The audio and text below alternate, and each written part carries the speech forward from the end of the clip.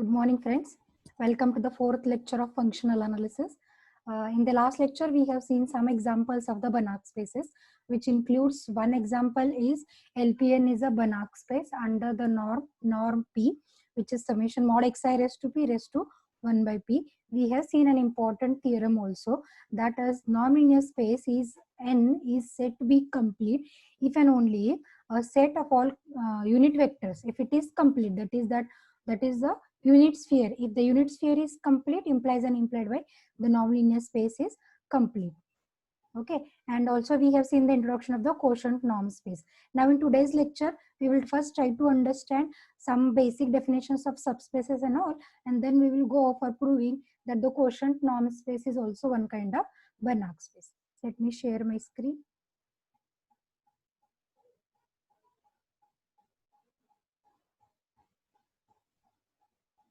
Yeah, here we have. In the last lecture, we have used one statement somewhere that a closed subspace of a complete space is complete. In order to prove that statement first, we will try to understand what is the definition of a subspace of a non-linear space first. The definition of subspace of a non-linear space is if N be any non-linear space equipped with this norm and capital M be any non-empty subset of N, then this ordered pair M together with norm M is said to be a subspace of N if the first condition is M is a linear subspace of a linear space N. That is, itself it is a linear space. Second condition is norm M of X is equal to norm of X. That is, distance calculated by both the norms, norm and norm M, must be same. In this case, we can say that M is a subspace of a normed linear space. If this definition is clear, we will go to the theorem.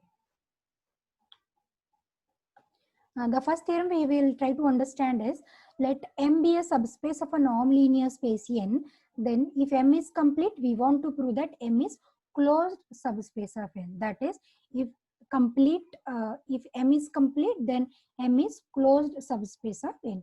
That is, complete subspace of a complete non-linear space is closed. This we want to prove. Now, as our aim is to prove that M is closed subspace of N, what we want to prove in this, that this set contains all its limit point. Therefore, to proceed with the proof, what we will do, we will take one limit point of the subspace M and we will try to prove that this limit point is belonging to the same space. Okay.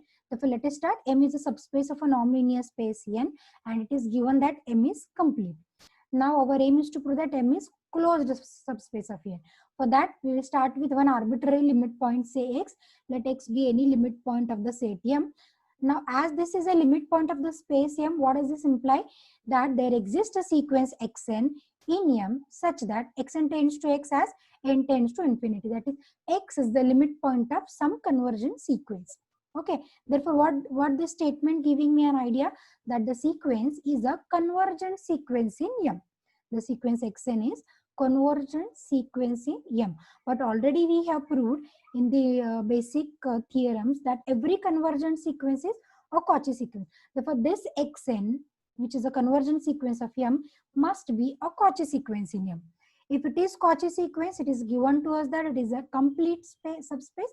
Therefore, this sequence Xn, this subspace M is complete and sequence Xn is a Cauchy sequence in M, obviously this sequence Xn must be convergent in M. If it is convergent in M, it means that limit point X is element of M. This shows that M is the closed subspace of M.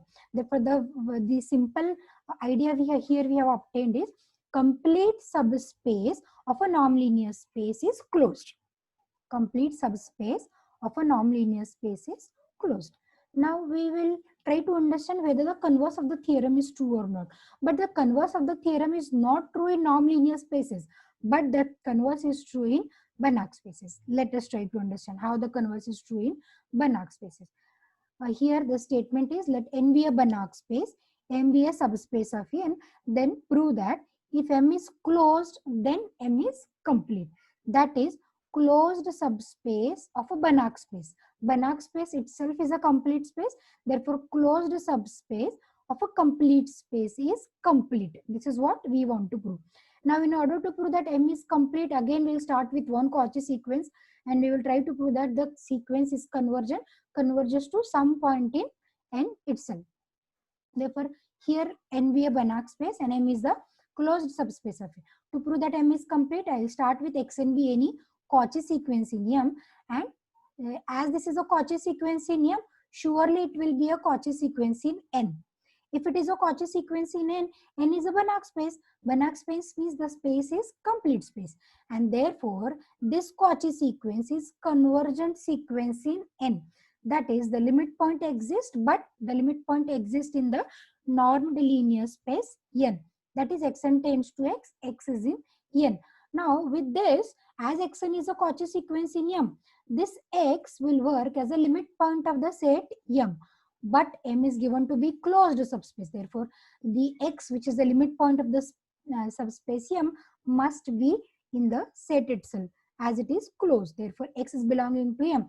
Therefore, a Cauchy sequence is convergent, converges to a point in M itself. Therefore, the set M, subspace M, is complete. That is, closed subspace of Banach space or complete space is complete, is the easy understanding. Right. Now, let me look at this some remarks. For a Banach space, if M is a subspace of N, then M is closed if and only if M is complete. Closed implies and implied by complete, but it is true only for the Banach spaces. It is not true for the nonlinear spaces. Second is, subspace of Banach space need not be Banach, because for subspace of a complete space is not complete, but closed subspace of a complete space will be complete. Therefore, here if I write closed subspace of a Banach space, then it must be a Banach space. Okay. Now, coming to the definition of quotient norm space. Again, as we have already discussed, that with the help of a relation equivalent modulo M, which is actually an equivalence relation defined on the linear space N, with the help of a linear subspace M, we are going to have that equivalence relation. And the natural property of the equivalence relation is to divide the given set into mutually disjoint equivalence classes. Means it is going to divide the given set into small pieces. Okay, and dividing into a small pieces, it actually means that it is going to quotient the given space into small pieces. Therefore, the name was given as quotient norm space. It is going to make the quotienting of the given norm linear space. What kind of quotienting it is going to perform? The equivalence class of X is, as per the previous lecture, as we have seen already, equivalence class of X is collection of all X plus M for some M in M. Therefore, equivalence class of X will collect all the elements of the type X plus M for some M in M. Therefore, equivalence class of X is the sum of element X and the elements of M. Okay, and if I collect this, these all cosets, means every element will be one coset. If we form one set, this set will be a linear space under the two operations of addition and scalar multiplication, defined as X plus M is equal X plus M plus Y plus M is X plus Y added with M. Alpha times X plus M is alpha X added with M. Okay, and the zero element of this linear space is the subspace M itself. One more interesting property we know already: if X plus M is equal to M, this is possible only if X is in M. X plus M is equal to M. This is possible only if X is in M. Okay. Therefore, knowing this quotient norm space as a linear space of elements as cosets of X. Okay. We will try to prove that how this is going to form a Banach space. In order to form a Banach space, first we have to define a norm on it, and then we have to verify both the conditions, that under the norm defined it is a norm linear space and complete as well. Therefore, let us try to understand the proof. Here, if M is a closed linear subspace of a norm linear space N, and norm of coset X plus M in the quotient space N by M is defined by, here M is given to be a closed linear subspace of a non-linear space. That is, already one norm is defined on the set N. Now we are going to define another norm of coset. That is, elements of the quotient space N by M by norm 1 of X plus M. This is a coset or an element of a quotient space N by M. Therefore, norm 1 of X plus M is defined as inferior of norm X plus M, such that M belongs to M. If I consider the inferior as the subspace M is a closed linear subspace, inferior is going to hold. Therefore, the norm is defined like this. Now, our aim is to prove N by M is a norm linear space under this norm 1, and further it was given that if N is a Banach space, then this ordered pair N by 1 norm 1 is also a Banach space. Means our aim is to prove that N by M is a Banach space. Let us start. In the first step, we will try to prove that N by N is a normed linear space by verifying all the 4 conditions of the norm function. What is the first condition of a norm function? Norm x is greater or equal by 0. That is, norm is a non-negative value. Now here, what is the element of the quotient space N by M? The element of a quotient space N by M are nothing but cosets. Okay, therefore every element is one coset. Now here we want to prove that the norm 1 of X plus M is non-negative. For this, according to the definition, here the definition is norm 1 of inferior X plus M for M is in M. But we know every norm is non-negative.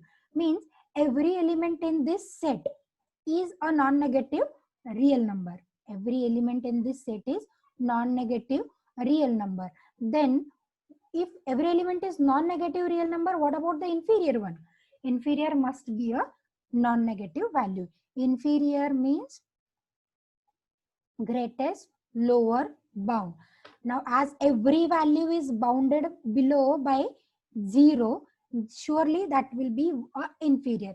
Therefore, here norm X plus M is a non-negative real number. Every set of non-negative real numbers is bounded below. And it follows that this inferior exists. And if the inferior exists and is non-negative, therefore norm 1 of X plus M is non-negative for all X plus M in N by M. First condition of non-negativity restriction holds good in case of quotient norm spaces. Let us go to the second condition. What the second condition is? Let us recall the condition. Norm X is equal to 0 if and only X is equal to 0. But here the element is here it should be equal to 0. Norm 1 of X plus 1 is norm 1 of X plus M is equal to 0 if and only X plus M is equal to M. Now why we have written like this? Because already we know the 0 element of a quotient norm space N by M is M itself. Therefore, norm 1 of X plus M is equal to 0 if and only X plus M is equal to M. This we want to prove. To prove this, we will first assume X plus M is equal to M, and we will prove norm 1 of X plus 1 is equal to X plus M is equal to 0. Therefore, let me start with an assumption X plus M is equal to M. If this condition holds, we know that X must be an element of M. Hence, what is norm 1 of X plus M? As per the definition, this is inferior norm of X plus M for M in M and X in M. But here, as both the elements are the elements of the linear subspace M, what about their addition? Addition must be the element of M itself, because as M is a subspace, it is the linear space itself, and we know in linear space addition must be closed. Therefore, this X plus M is giving us some element in M itself. Therefore, let me write that element to be some Y. Therefore, X plus M is Y, Y is in M. Now we want to find out the inferior of norm Y, where Y is an element of the linear space M. But as we know it is a linear space itself, it must contain a 0 vector. If it contains a 0 vector, norm value of a 0 vector is 0. That is, distance of a 0 vector from 0, that is origin, is obviously 0. Therefore, inferior of this set norm Y such that Y is in M must be equal to 0. Hence we have proved that x plus m is equal to m.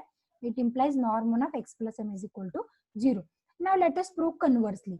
In the converse steps, let us start with an assumption first that norm 1 of x plus m is equal to 0, and our aim is to prove that x plus m is equal to m.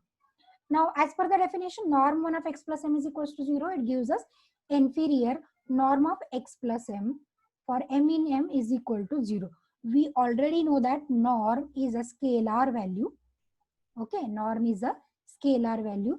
Now, here the inferior of this set is equal to 0. What does it mean? There are some elements in m where the norm value of an addition x plus m is going towards 0.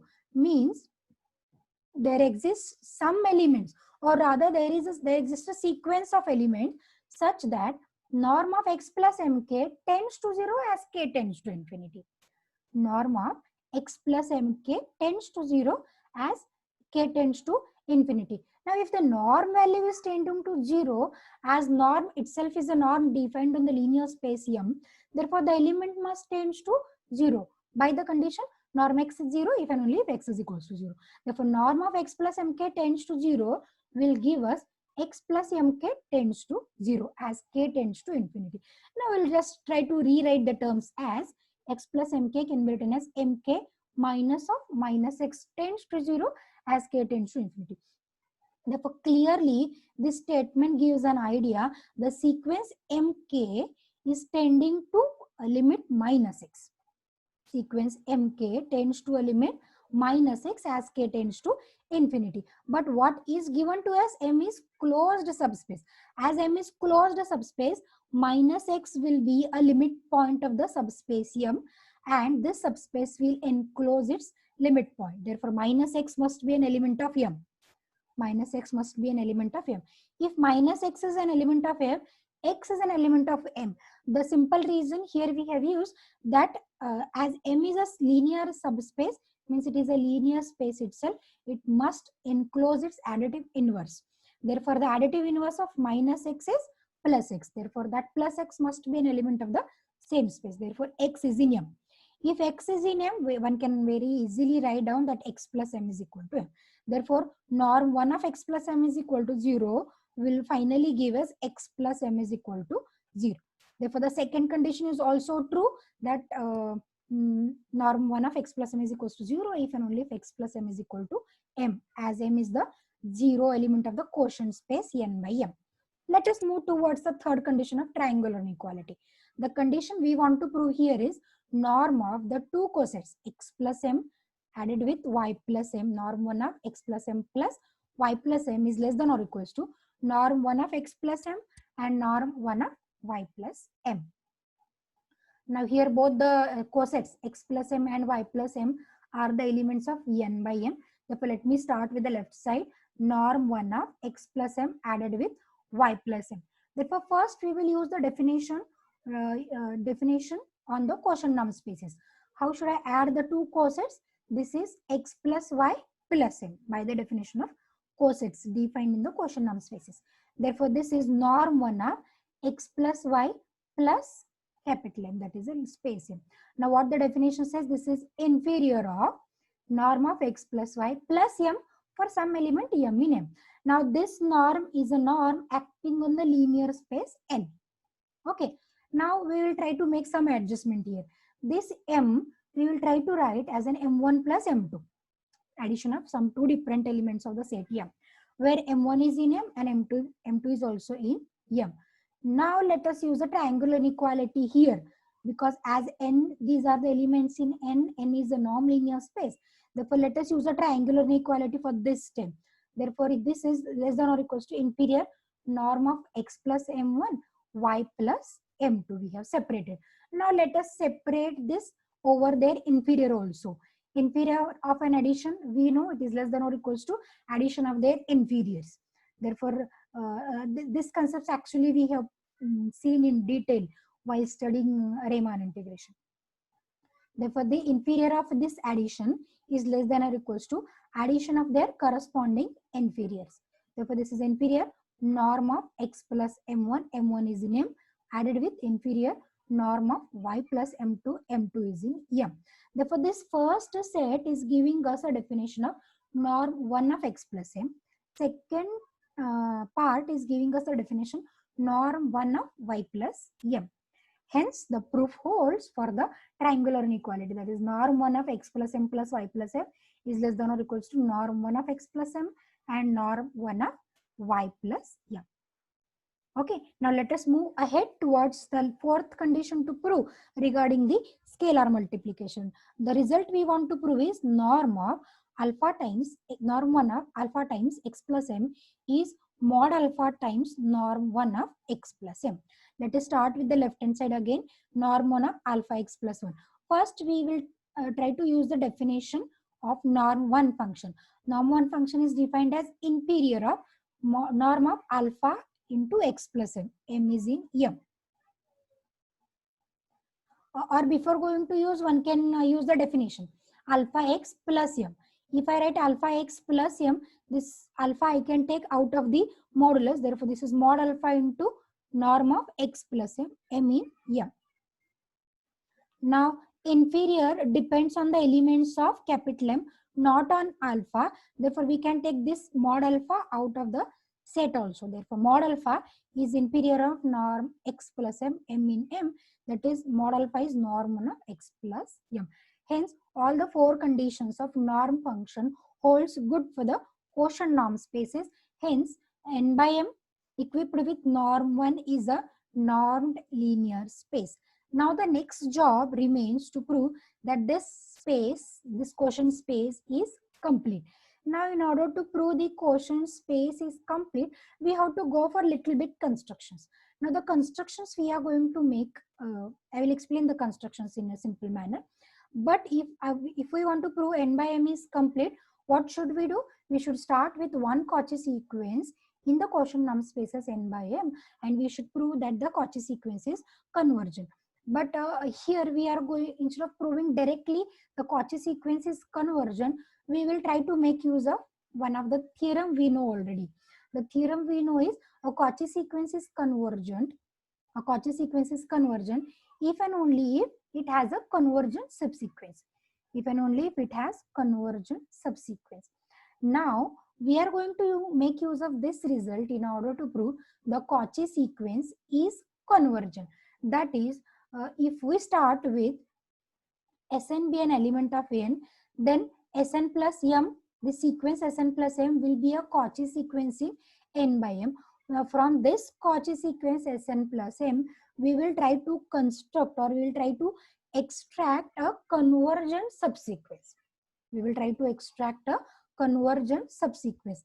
To extract a convergent subsequence, first we will try to construct a subsequence from the Cauchy sequence, and later we will try to prove that the sequence is convergent.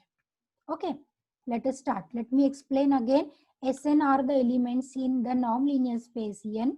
Therefore, Sn plus m will be automatically the elements of quotient norm space n by m, and this be a Cauchy sequence we have considered.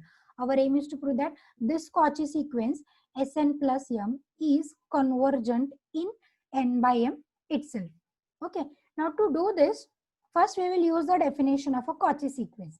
What Cauchy sequence tells us that norm of xn minus xm less than epsilon for some stage n, for all mn greater than or equals to some integer n. Now here also we will try to make use of the same definition. But here, as we want to extract a subsequence from this Cauchy sequence, therefore let me make a special choice of the values of the epsilon. Epsilon is equals to half. For a given epsilon is equal to half, we can find out a positive integer n1 say such that norm of Sn plus m minus Sm plus m, norm 1 of Sn plus m minus Sm plus 1 is less than half. And this we are going to say it is true for this stage n1. Okay. Now, once I get that integer n1, what I will do? I will fix that n1 and I will try to locate what is the position of Sn1. What is the position of Sn1? Once I know, I can locate that, I can fix out that position Sn1 as some x1 say. Let us repeat the same job for next value of epsilon, say half square. Okay, half square. Then for this different value of epsilon, say again there exists a stage positive integer n2 such that n2 is greater than n1. We'll select a n2 greater than n1 such that norm of Sn plus m minus Sn plus m less than half square. Again we get one more value, say n2. Again if I get one of the values of n2 fixed, I will keep the point Sn2 as x2 and we'll do this continue. That is n1 we will find, n2 we will find, and we will fix those positions on a sequence and we'll mark those positions as x1, x2 and so on. Okay, now as I have fixed out already, Sn1 is x1, Sn2 is x2. This statement is true actually for mn greater than or equals to n2. N2 we have selected greater than N1. Therefore, this second statement is true. That is equation 1.3.10 is true for both the values x1 and x2. That is Sn1 and Sn2. Therefore, let me replace this Sn by Sn2 and let me replace this Sm by Sn1. Hence, we will get this is Sn2 as x2, this Sn1 as x1. For the new equation we have obtained is norm of x2 plus m minus x1 plus 1 less than half. Okay. Now what we will do? We will try to continue this procedure. Let us choose those stages, positive integers n1, n2 dot dot up to nk. Whenever we fix the position n1, we will fix out the position in the sequence Sn to be Sn1, Sn2 as x1, x2 dot dot up to xk. And we find a positive integer nk plus 1 greater than nk such that, let us repeat this statement, whatever I am saying. This we want to repeat. Okay. Therefore, this same statement after some k steps will be Sn plus m, norm 1 of Sn plus m minus Sn plus m less than half raised to k plus 1 for all mn greater than or equals to nk plus 1. Here it is greater than or equals to nk plus 1. Again, once I get nk plus 1, let me fix that nk plus 1 and I'll call the corresponding position in the sequence Sn to be some snk plus 1. Okay. Therefore, we have obtained some values x1, x2 dot dot up to xk in n. Therefore, if I add capital M, that is if I form the coset instead of adding, if I form the cosets by using these elements x1, x2 till xk, it will form the sequence of cosets of the type xk plus 1, and this is nothing but a subsequence of this original sequence Sn plus m. How? This is such that xk plus 1 minus xk plus 1 less than half raised to k. Very similar to this point I have written. Okay. Therefore, this is a subsequence xk plus m we have extracted from the sequence Sn plus m. Okay. One step is completed. We have extracted a subsequence. Now, the next job is to prove that this extracted subsequence is convergent.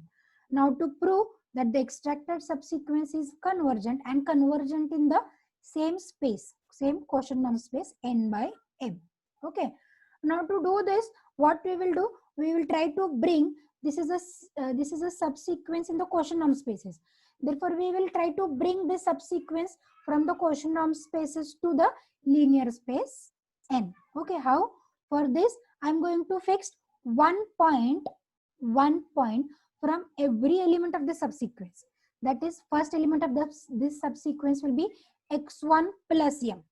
Okay, I'll take one element of that x1 plus m as y1. Okay, similarly, second element of the subsequence will be x2 plus m. I'll take one more element from that coset, say y2. Y2 will be x2 plus m, m2 say. And like this, we will take one element from every coset. One element from every coset, and those elements must be the elements of m itself. Right. Therefore, here by the previous statement as from equation 1.3.11, norm 1 of x2 plus m minus x1 plus m less than half. Okay. Now here we will write we will make use of the definition. This will be x2 minus x1 plus m, and definition says that this is inferior of x2 minus x1. I can adjust the negative as we are in the norm itself. So this is x1 minus x2 plus m belongs to m less than half, right? Now, inferior of this set must going to exist because the set is bounded below by 0. Therefore, inferior of this set is going to exist. Let us say that the inferior of this set exists at some point m naught. At some point m naught. Therefore, let me write the equation that norm of x1 minus x2, a point of capital M, we have assumed that m naught, where the inferior of the set is going to occur. Therefore, look at the equation, x1 norm of x1 minus x2 plus m naught less than half. Okay, now we'll do some adjustment. What kind of adjustment I'm going to do? I'm going to add and subtract a new element of capital M, that is, say, m1. Okay, this is norm, not norm 1. Therefore, I have added m1, I have subtracted m1. Due to this negative, I have subtracted m1. Okay, now this is nothing but an element y1 we have considered, right? x1 plus m1 is one element of the set x1 plus capital M. Okay, look at this element. This is x2 plus something. Something means some element of the linear space capital M. Therefore, let me assume this to be the second element, say y2. Therefore, this equation is giving us the value norm of y1 minus y2 less than half. Here I have taken this y2 to be x2 minus m0 plus m1. Okay, continue the process. In the similar manner, we will take the one more element y3 in the coset x3 plus m. Okay, and continuing the same process, we will get y2, norm of y2 minus y3 less than half square, and just go on continue. If I make this process continued, we will form a sequence yn in the non-linear space n itself, such that how such that norm of yn minus ym plus 1 less than half raised to n, less than half raised to n. If it is y1 minus y2, suffix of 1, first element y1 is the power of half. Here the element is y2, suffix of y2 is 2, this is the power of your half. The first element is yn here, therefore here we are writing the power of half as n. Okay, this is just a continuation we have made. Therefore, a sequence yn in capital N we have obtained, which is going to satisfy this condition. Okay, but what is n? N is already a Banach space. It is given to us. Okay, if n is a Banach space, means n is a complete space.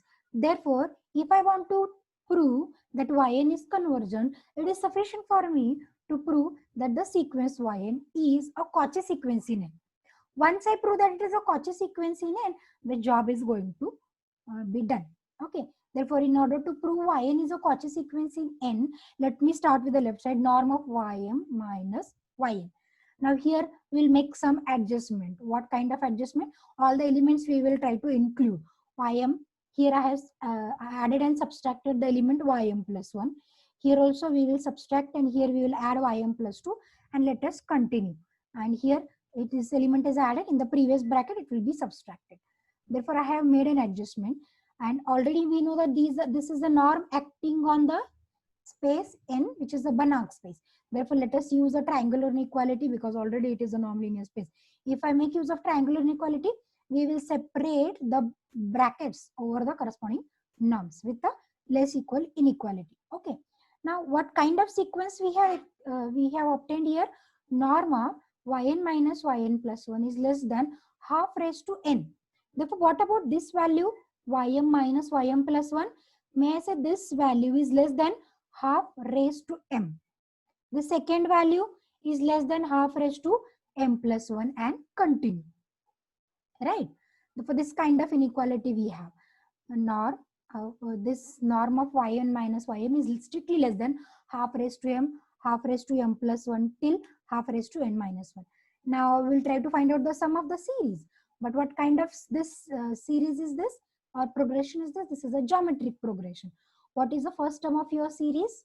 A geometric progression, half raised to m. What is the common ratio? common ratio is half. Therefore, this is the sum of a geometric progression with first term a is equals to 1 by 2 raised to m and common ratio r is equals to half. Here I have explained how the sum is calculated. For the sum, the formula is a into 1 minus r raised to n upon 1 minus r. But as r is less than 1, r is half. Therefore, r is less than 1. If r is less than 1, what about r raised to n? If r is less than 1, r raised to n is going to tend to 0.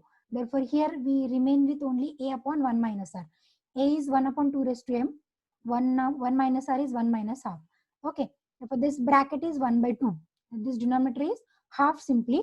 And if I make the multiplication, this is 1 upon 2 raised to m minus 1, which I can write as half raised to m minus 1. Therefore, this sum half raised to m plus 1 till half raised to n minus 1 is half raised to m minus 1. Okay. Therefore, as m tends to infinity, therefore this, may I say, as m tends to infinity, this value must tends to 0 as mn tends to infinity rather. If I take mn both are tending to 0, half raised to m plus 1 must tend to 0. That's why here we have obtained that the sequence yn is a Cauchy sequence in n. But the space n is a Banach space that is complete. Therefore, this Cauchy sequence must be convergent, converges to some point in the space n itself. Therefore, let me assume that there exists some vector y in n such that yn tends to y. Okay. Now, what is this yn sequence we have taken from? Yn sequence we have extracted again from a sequence xn plus m. Therefore, now to conclude the proof of our theorem, we will try to show that xn plus m converges to y plus m.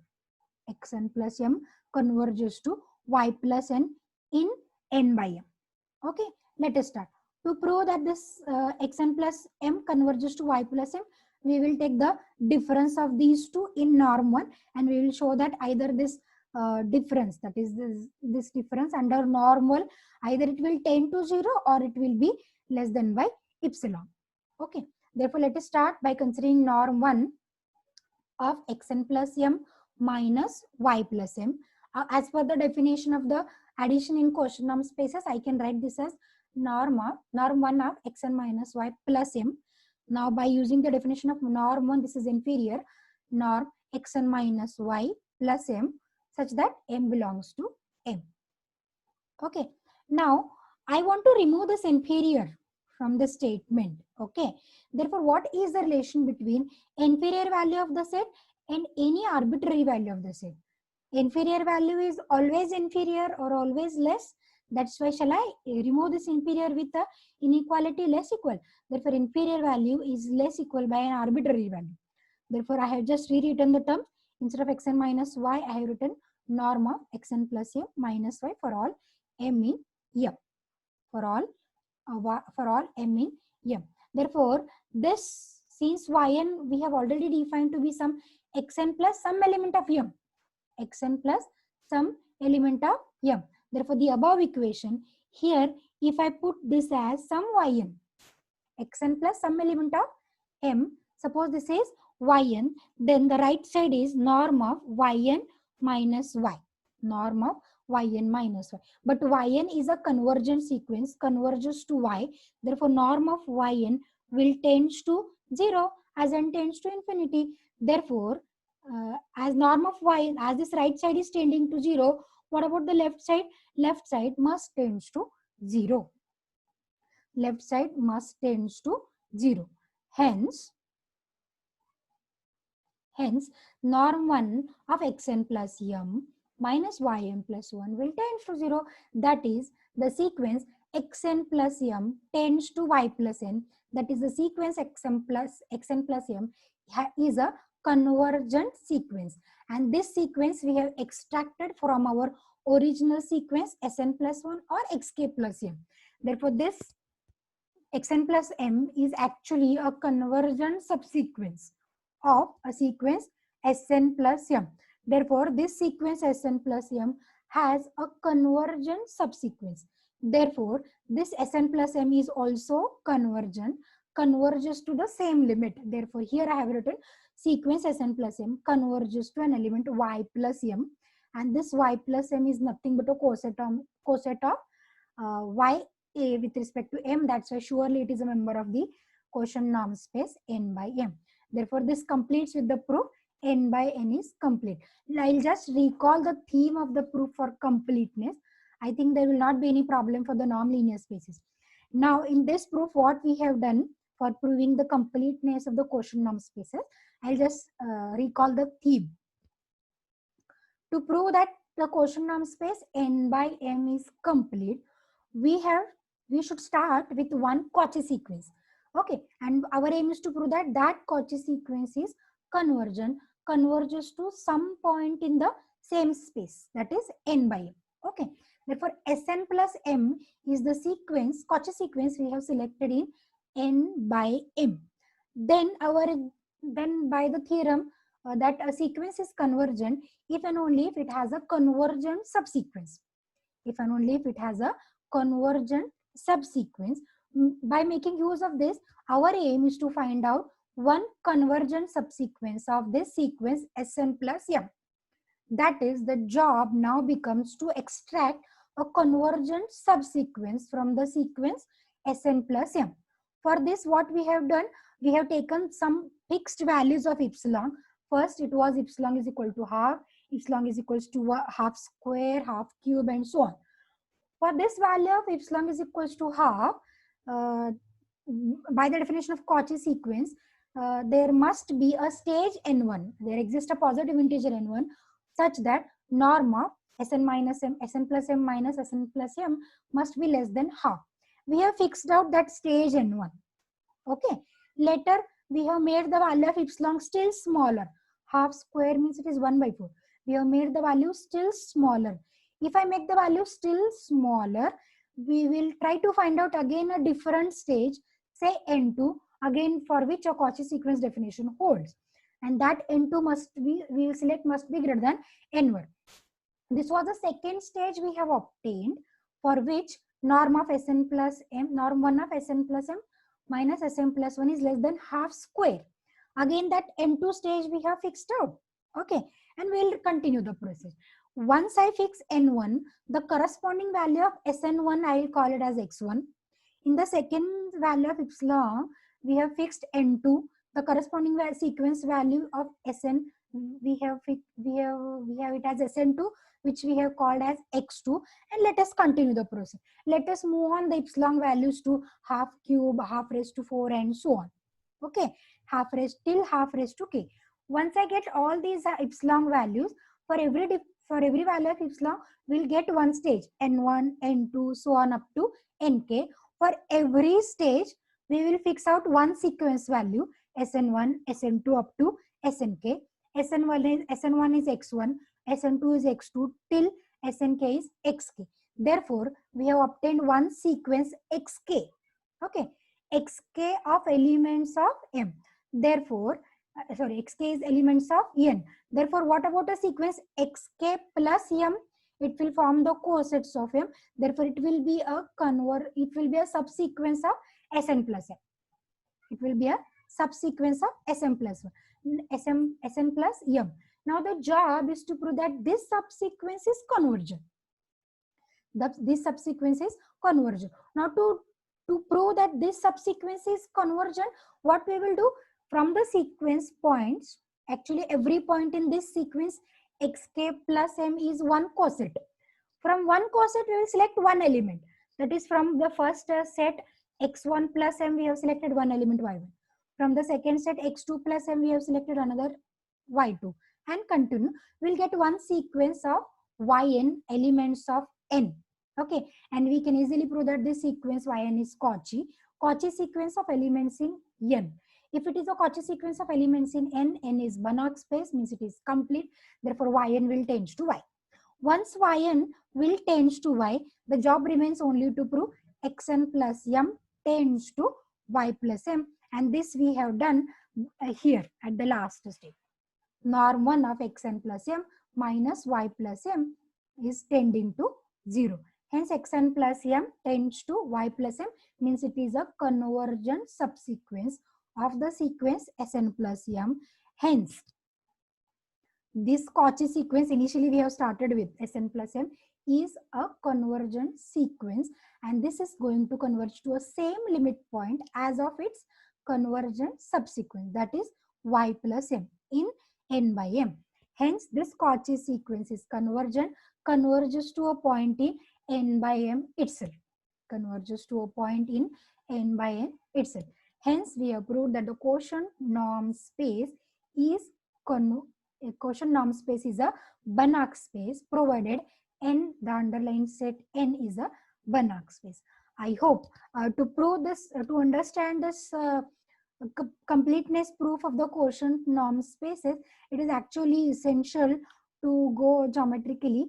Therefore, you just try to put all those points as I have told you and try to understand the proof of the state. It is quite interesting proof of completeness of the quotient norm spaces. And if you feel any difficulty regarding the proof of this theorem, you just put me in the chat box so that I can answer your all questions. Thank you for the patience listening again. Here we'll end up with the today's lecture. Thank you, one and all.